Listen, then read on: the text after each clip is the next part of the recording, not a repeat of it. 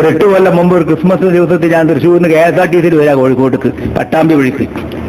അങ്ങനെ എന്റെ ബസ്സിലൊക്കെ കയറുമ്പോൾ നമ്മൾ രണ്ടാൾ ഒന്നിച്ച് ഇരുന്നിട്ട് വർത്താനം പറഞ്ഞാൽ പോരാ. എന്റെ സ്വഭാവം ഞാൻ ഒറ്റക്കാണ് അധികം ഇരിക്കുക, കൂടെയുള്ളവർ വേറെ ഇരിക്കാൻ പറയും.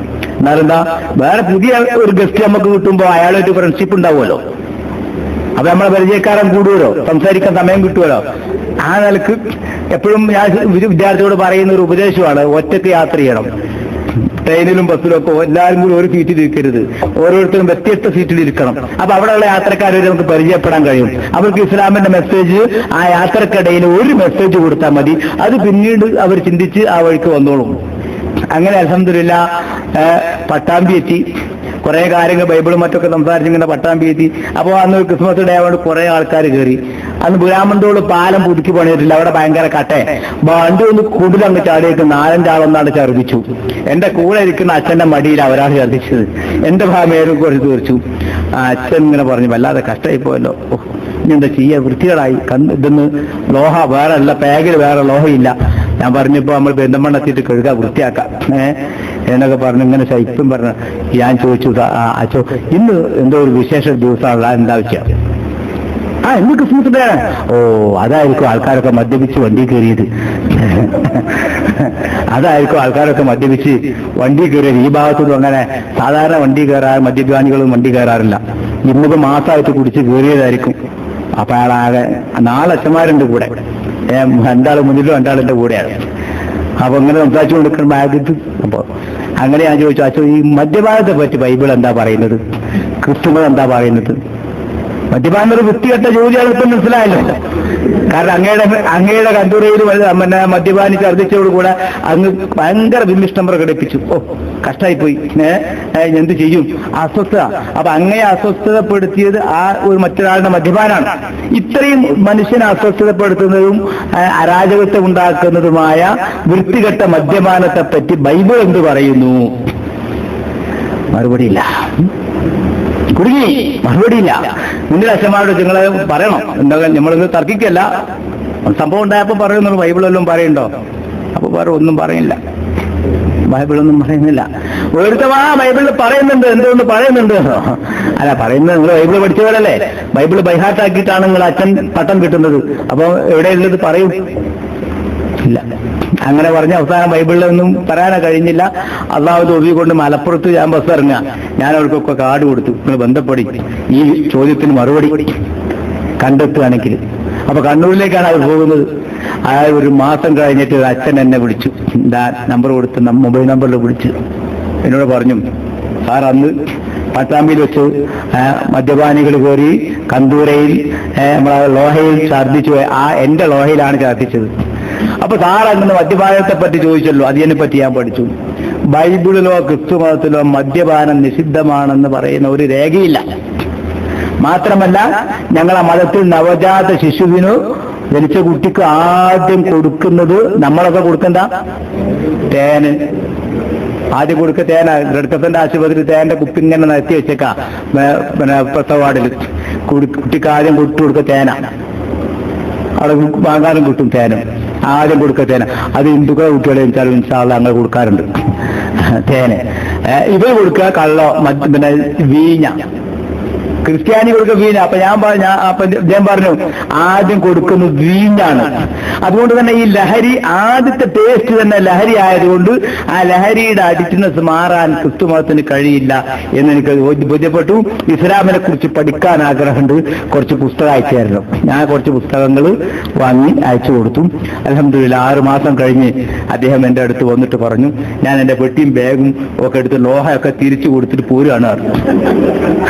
പെട്ടിയും ബാഗൊക്കെ എടുത്ത് ലോഹ തിരിച്ചു കൊടുത്ത് ചർച്ച കൊടുത്തിട്ട് ഞാൻ പോരാണ്. അപ്പൊ ലോഹ തിരിച്ചു കൊടുക്കുമ്പോ എന്നോട് പറഞ്ഞു, എന്താ ലോഹ ഇത്? അപ്പൊ അതേ ലോഹ മാത്രല്ല, ലോഹയുടെ കൂടെ കുരിശും തിരിച്ചു തരാം.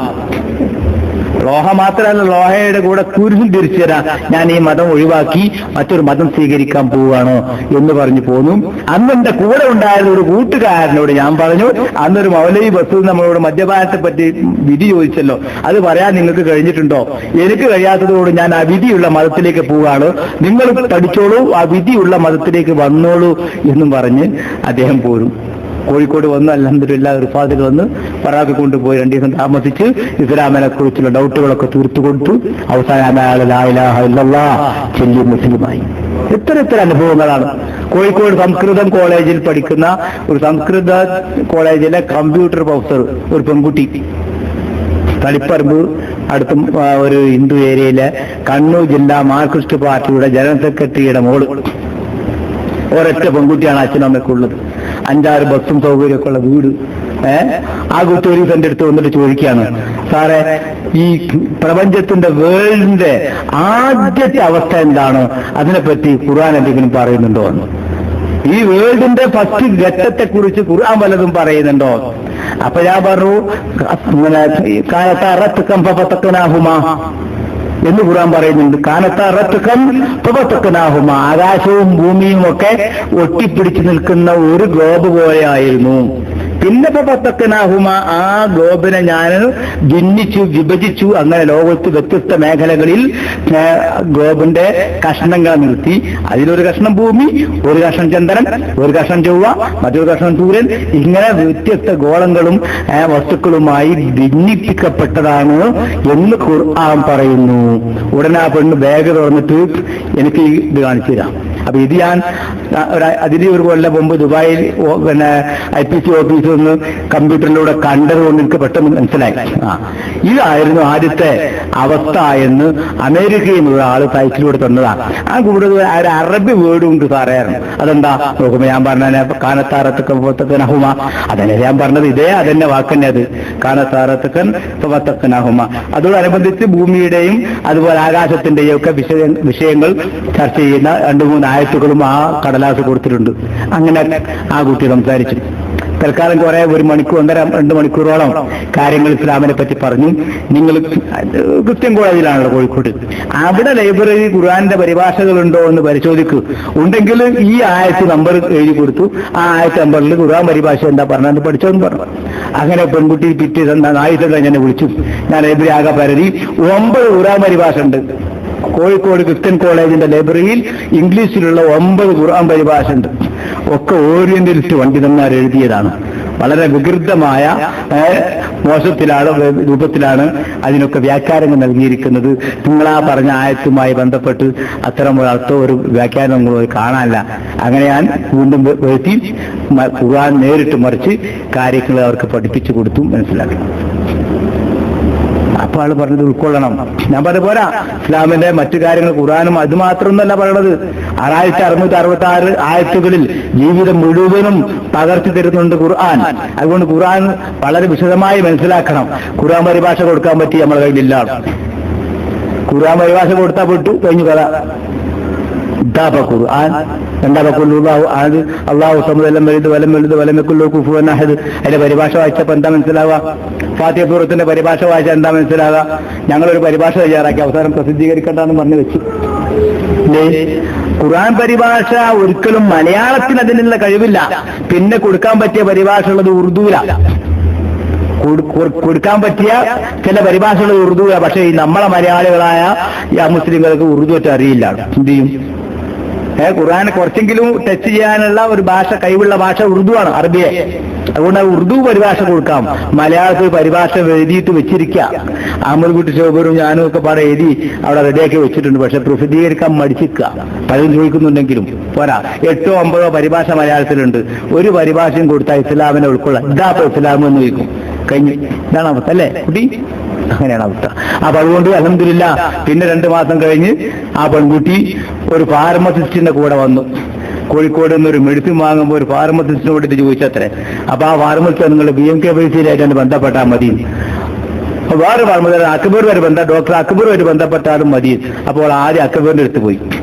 അക്ബറിനോട് കുറെ ചോദ്യങ്ങൾ ചോദിച്ചു. അക്ബർ കാര്യമായി മറുപടി പറഞ്ഞിട്ടൊന്നും ഇയാൾക്ക് മനസ്സിലായില്ല. പിന്നെ എന്നോട് വന്നിട്ട് ഞാൻ അക്ബറിന്റെ അടുത്ത് കഴിഞ്ഞ ആഴ്ച പോയിരുന്നു. എനിക്കൊന്നും ഡൗട്ടൊന്നും മനസ്സിലായില്ല സാറേ, അതുകൊണ്ട് കുറെ ഡൗട്ട് ഉണ്ട്. ആയിക്കോട്ടെ വരി. ഫറോക്കിൽ വന്നു.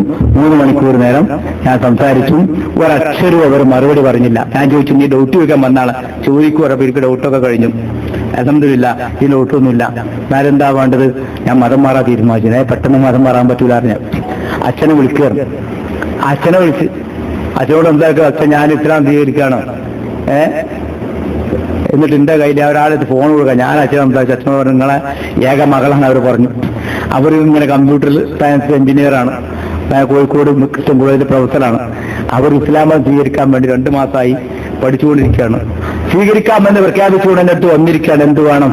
അച്ഛൻ പറഞ്ഞ മറുപടി എന്താ? രസാ, സ്വീകരിച്ചോട്ടെ, അപ്പോൾ സത്യം മനസ്സിലാക്കിയതല്ലേ, അത് സത്യം തന്നെ എനിക്കും അറിയാം, സ്വീകരിച്ചോട്ടെ. പക്ഷെ ഇങ്ങോട്ട് വരുമ്പോ പർദ്ദം ധരിച്ച് വരാൻ പാടില്ല, വേറെ ഡിമാൻഡ് ഒന്നുമില്ല. ഇങ്ങോട്ട് വരുമ്പം പർദ്ദയും ധരിച്ച് വരാൻ പാടില്ല, വേറെ ഡിമാൻഡ് ഒന്നുമില്ല. അപ്പൊ ഞാൻ പറഞ്ഞു ഇസ്ലാം സ്വീകരിക്കുകയാണെങ്കിൽ പിന്നെ ഇസ്ലാമിന്റെ വേഷം അംഗീകരിക്കണ്ടേന്ന് വെച്ചാൽ കോഴിക്കോട് ഓൾ അംഗീകരിച്ചോട്ടെ, ഇങ്ങോട്ട് വരുമ്പോൾ വേണ്ടാന്നുള്ളൂ, ഞങ്ങൾക്ക് വേണ്ട, ഓൾ അംഗീകരിച്ചോട്ടെ. പിന്നെ ആൾ തുറന്നു പറഞ്ഞു 10 കിലോമീറ്ററിനൊക്കെ ഒരൊറ്റ മുസ്ലിമും ഇല്ല. അങ്ങനത്തെ ഒരു ഏരിയയിലാണ് ജീവിക്കുന്നത്. ഇവിടെ നല്ല ശതമാനവും BJP-ക്കാരും കുറെ അങ്ങനെ ഞങ്ങളുടെ DYFI-ക്കാരുമാണ് ഉള്ളത്. അപ്പൊ എന്റെ മോള് പർദ്ദ ധരിച്ച് വീട്ടിലേക്ക് വരുന്നത് കണ്ടാ BJP-ക്കാർ എന്തെങ്കിലും ശല്യം ഉണ്ടാക്കും. അതുകൊണ്ടാണ് സാറേ. ഓക്കെ, മനസ്സിലായി, ശരി. ഞങ്ങൾ വീട്ടിൽ പോകുമ്പോൾ പർദ്ദ ധരിക്കേണ്ട സാധാരണ വേഷത്തിൽ തന്നെ പോയാൽ മതി.